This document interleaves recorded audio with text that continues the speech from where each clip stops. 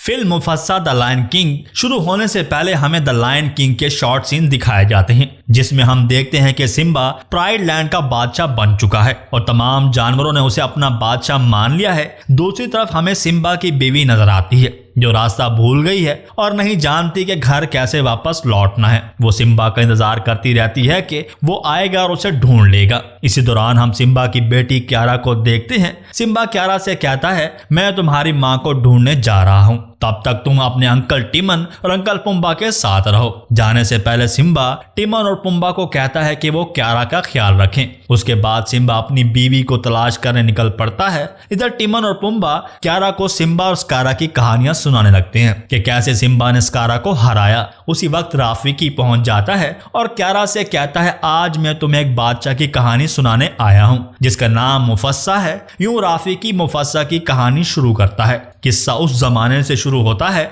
जब कई बरसों से बारिश नहीं हुई थी और तमाम जानवर प्यास से बुरी तरह तड़प रहे थे। हम यहाँ एक कम सन मुफस्सा और उसके माँ बाप को देखते हैं। मुफस्सा अपनी माँ से एक चमकती रोशनी के बारे में पूछता है जो उसे दूर से दिखाई देती है। उसकी माँ जवाब देती है, उस जगह को मील लेले कहते हैं, एक दिन हम वहां जरूर जाएंगे। एन उसी लम्हे आसमान पर स्याह बादल छा जाते हैं और यूं लगता है कि अब की बार ये बादल बरसने को तैयार हैं। जब बारिश शुरू होती है तो जानवर बहुत खुश होते हैं, मगर आहिस्ता आहिस्ता दरियाओं का पानी बढ़ने लगता है और सैलाब की सूरत अख्तियार कर जाता है। जानवर जान बचाने के लिए भागते हैं। इसी दौरान मुफस्सा गलती से पानी के एक छोटे से तालाब में गिर जाता है। उसे बचाने के लिए उसका बाप फौरन उस तालाब में कूद पड़ता है। बड़ी मुश्किल के बाद वो मुफस्सा को मुंह में पकड़कर किनारे के ऊपर उछाल देता है, लेकिन मुफस्सा फंस जाता है। उसकी माँ उसे हौसला देती है कि बेटा आहिस्ता आहिस्ता अपने पंजे आगे बढ़ाओ और तुम यहाँ से निकल जाओगे। मगर तभी सैलाब में फंसा हुआ एक हाथी लकड़ियों से टकरा जाता है और उन्हें तोड़ देता है। यूं मुफस्सा तेज बहते पानी में बह जाता है, यहाँ तक कि वो अपने माँ बाप से बहुत दूर निकल जाता है।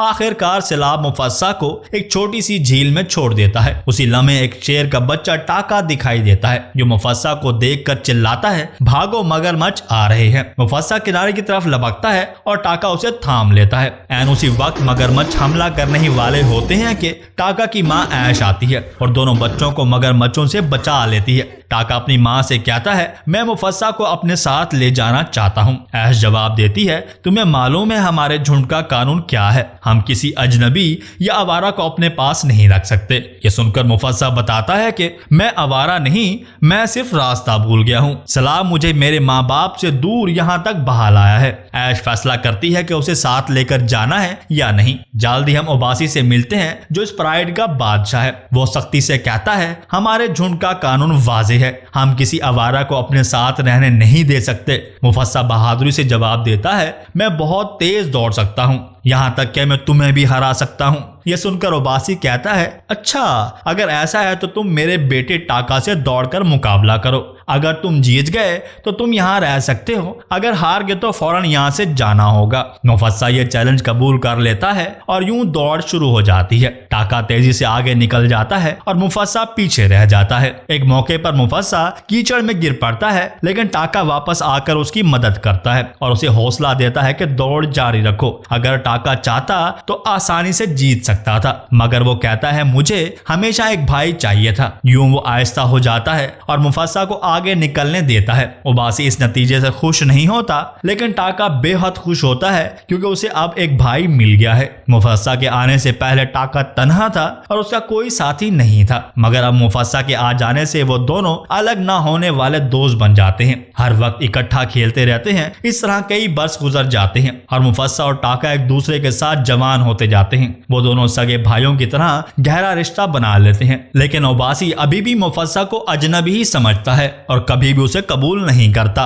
एक दिन उबासी टाका से कहता है, जिसे तुम भाई समझते हो वो तुमसे सब कुछ छीन लेगा, वो यहाँ का बादशाह बन जाएगा। लेकिन टाका अपने बाप की ये बात ज्यादा सीरियस नहीं लेता। उधर मुफस्सा एक शानदार शिकारी बन चुका होता है। एक दिन वो ऐश के साथ शिकार पर निकलता है और टाका चुपके चुपके उनका पीछा करता है ताकि उन्हें दूर से देख सके। दूसरी तरफ दो सफेद सफेद शेरों का झुंड भी वहां पहुंच जाता है, जिनका मकसद हिरन का शिकार करना होता है। अचानक ऐश को दूर टाका दिखाई देता है। एन उसी लम्हे टाका को 2 सफेद शेरों के आने का पता चलता है। ये सफेद शेर हिरन का शिकार करने आए थे, मगर ऐश उनके सामने डट जाती है। वो उस पर हमला करते हैं तो मुफस्सा झट से उससे बचाने के लिए कूद पड़ता है। मुफस्सा बड़ी बहादुरी से उनका मुकाबला करता है और आखिरकार एक शेर को मार डालता है। दूसरा शेर साथी की मौत पर खौफजदा होकर वहां से भाग निकलता है। मुफस्सा जख्मी ऐश को उठाकर वापस उबासी के पास लाता है। ऐश उबासी को बताती है, अगर आज मुफस्सा ना होता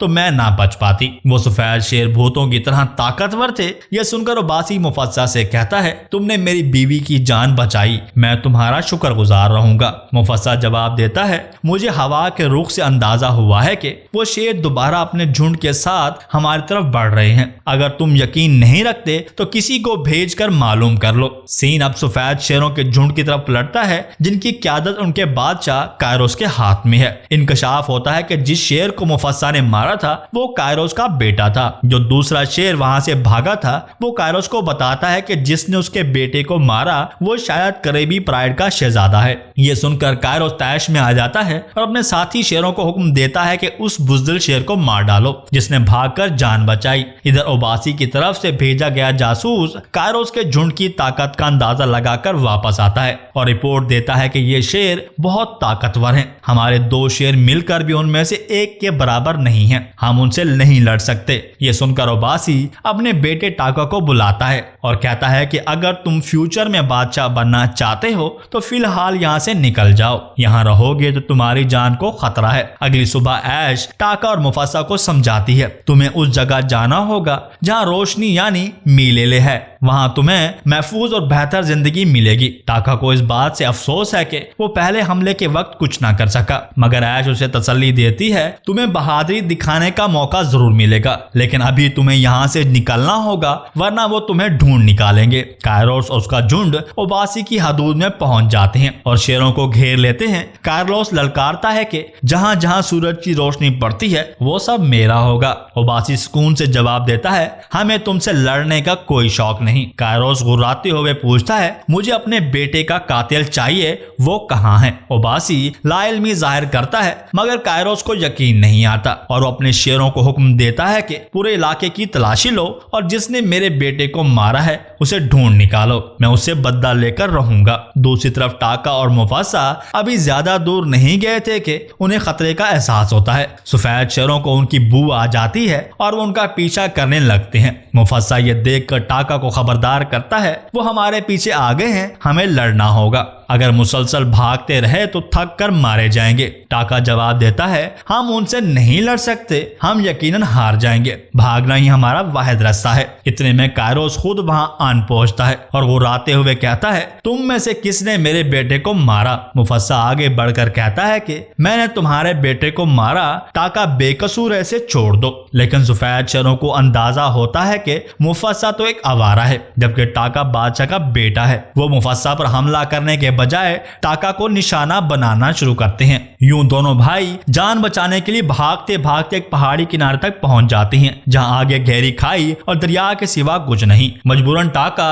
मुफस्सा को थाम कर खाई से दरिया में छलांग लगा देता है। तेज बहते पानी में वो दोनों बहुत दूर निकल जाते हैं। कायरोस अपने शेरों को हुक्म देता है, दरिया के किनारे देखो, उन्हें ढूंढ निकालो। रात हो जाती है। टाका और मुफस्सा खुराक की तलाश में भटकते हुए एक और शेर की बू महसूस करते हैं। झाड़ियों के पीछे उन्हें एक शेरनी मिलती है जिसका नाम सराबी है। वो बताती है कि सफेद शेरों के डर ने सबको परेशान कर रखा है, उन्होंने मेरे कबीले को भी मुझसे जुदा कर दिया है। इतने में साजू नामी एक और जानवर आता है जो सराबी के साथ और जासूसी का काम करता था। मुफस्सा कहता है, हम मीलेले की तरफ जा रहे हैं, अगर चाहो तो हमारे साथ चलो। सराबी राजी हो जाती है। थोड़ी ही दूर एक दरख्त में बंदरों का गुल मौजूद होता है। उन बंदरों में राफिकी भी है, मगर बाकी बंदर उसे ज्यादा पसंद नहीं करते। राफिकी जब देखता है कि शेर करीब आ रहे हैं तो बचने की कोशिश करता है, लेकिन जब शेर उसे घेर लेते हैं तो राफिकी डट कर कहता है, तुम मीले जा रहे हो ना, मैं वहां कई बार जा चुका हूं और रास्ता खूब जानता हूं। शेर फैसला करते हैं कि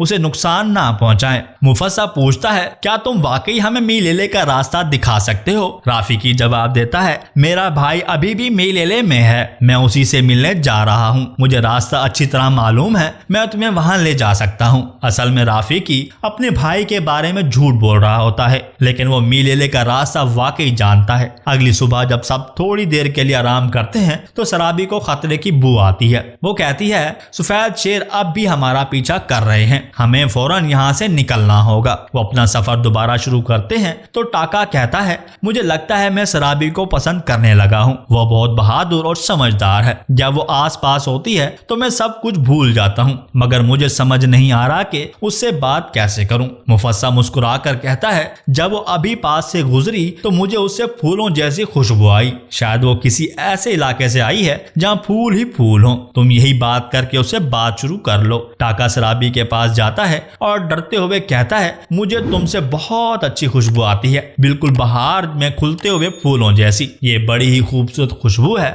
शराबी जवाब देती है, हाँ मैं जिस इलाके में रहती थी वहाँ फूल ही फूल थे। यह सुनकर टाका के चेहरे पर एक हल्की सी मुस्कुराहट आ जाती है। जल्दी उन्हें हाथियों का एक बड़ा झुंड नजर आता है। अचानक मुफस्सा देखता है कि सफेद शेरों का झुंड भी खतरनाक हद तक करीब आ चुका है। हैरत की बात यह थी कि ये सफेद शेर उन रास्तों को पल भर में फलांग लेते हैं जिन्हें पार करने में उन्हें घंटों लगते हैं। साफ जाहिर था कि उन्हें जल्द से कोई तरकीब सोचना पड़ेगी। शराबी एक दरख्त पर चढ़ती है तो वहां उसे शहद का बड़ा छत्ता दिखाई देता है। वो छत्ते को धक्का देती है और वो नीचे गिरकर टूट जाता है। शहद की मक्खियां हर तरफ फैल जाती हैं और हाथी अंधाधुंध दौड़ने लगते हैं। सफेद शेरों का झुंड अब करीब पहुंच रहा था तो झुंड ने इस अफरा तफरी का फायदा उठाकर अपना फासला बढ़ा लिया, मगर शराबी जो दरख्त से लटकी हुई थी, शाख टूटने पर हाथियों के दरमियान आ गिरती है। मुफस्सा उसे खींचकर हाथियों से बचा लेता है। दो पहाड़ों को मिलाने वाला पुल भी इसी दबाव की वजह से टूट जाता है, जिससे सफेद शेर पीछे रह जाते हैं। हाथियों के हटने के बाद राफिकी जल्दी से शराबी की तरफ लपकता है और उसकी मरहम पट्टी करता है। कुछ देर बाद शराबी को होश आता है। वो कमजोर आवाज में पूछती है, किसने मेरी जान बचाई? उससे पहले कि टाका कुछ कहता, मुफस्सा आगे बढ़कर जवाब देता है, ये टाका था जिसने अपनी जान पर खेलकर तुम्हें बचाया। टाका हैरत से मुफस्सा को देखता है मगर खामोश रहता है। अगले सीन में उन्हें बर्फ के पहाड़ों से गुजरना पड़ता है। वहां बर्फ में उनके कदमों के निशान साफ दिखाई देते हैं जो पीछा करने वालों को उन तक पहुंचा सकते थे। मुफस्सा साजू से कहता है, तुम हमारे कदमों के निशान मिटाओ, और साजू बर्फ गिरा कर निशान मिटा देता है। जब सफेद शेरों का झुंड वहां पहुंचता है तो उन्हें कोई निशान नहीं मिलता और वो परेशान हो जाते हैं। इस तरह मुफस्सा और उसके साथी आगे बढ़ने में कामयाब हो जाते हैं और सफेद शेर पीछा छोड़ देते हैं। इसी दौरान मुफस्सा की बातों और काम से शराबी को अंदाजा हो जाता है कि असल में टाका ने नहीं बल्कि मुफस्सा ने उसकी जान बचाई थी। ये जानने पर एक रात शराबी जब सब सो रहे होते हैं मुफस्सा को अलग बुलाती है और कहती है, मुझे सच मालूम हो गया है, मेरी जान टाका ने नहीं बल्कि तुमने बचाई थी। मुफस्सा धीरे से जवाब देता है, टाका तुम्हें पसंद करता है, मैंने चाहा कि उसे कुछ उम्मीद मिल जाएगी। शराबी गहरा सांस लेकर कहती है, मैं हमेशा तुम्हारी एहसानमंद रहूंगी, मगर सच छुपाने की जरूरत नहीं थी। कुछ फासले पर खड़ा टाका यह सीन देख रहा होता है। वो शराबी और मुफस्सा को करीब होते देखकर बर्दाश्त नहीं कर पाता। उसे अपने बाप के अल्फाज याद आते हैं, एक दिन मुफस्सा तुमसे सब कुछ छीन लेगा। टाका के अंदर गुस्सा भड़क उठता है और वो इंतकाम की आग में वो कायरोस के पास जाकर कहता है, ये सच है कि मैं बादशाह का बेटा हूँ, लेकिन मुफस्सा ने तुम्हारे बेटे को मारा है। अगर तुम अपने बेटे का बदला लेना चाहते हो तो मैं तुम्हारा साथ देने को तैयार हूँ। मैं बदला लेना चाहता हूँ। मुफस्सा ने मुझसे सब कुछ छीन लिया है। तुम नहीं जानते मुफस्सा इस वक्त कहाँ है, लेकिन मैं तुम्हें रास्ता दिखा सकता हूँ। कायरोस उस पर शक करता है और कहता है कि हम एक साथ चलेंगे। इस तरह टाका कायरोस को मुफस्सा तक पहुंचाने की तैयारी करने लगता है। जब टाका वापस अपने साथियों के पास लौटता है तो बस इतना कहता کہتا ہے کہ میں شکار کے لیے گیا تھا